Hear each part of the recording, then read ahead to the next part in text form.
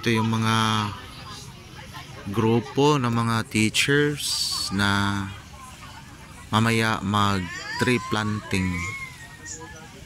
So bago mag tree planting, yon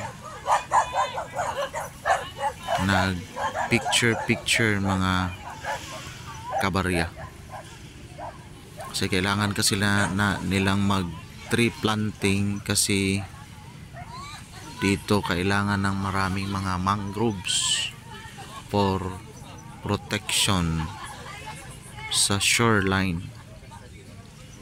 Kasi dito kasi yung lugar, kung naalala nyo yung bagyong Sindong dito sa Iligan City,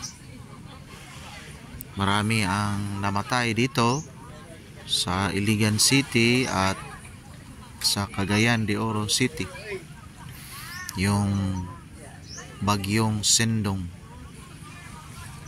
So at least dito kapag tree planting yung mga teachers, mga huwarang guro, mga kabarya.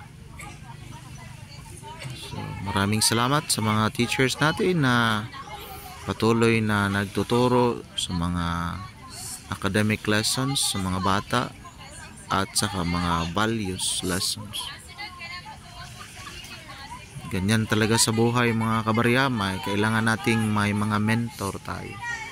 Kailangan nating meron tayong mga teachers, mga life coach para makita yung mga bagay-bagay na kulang natin, kailangan natin, kasi hindi naman lahat na area may expertise tayo.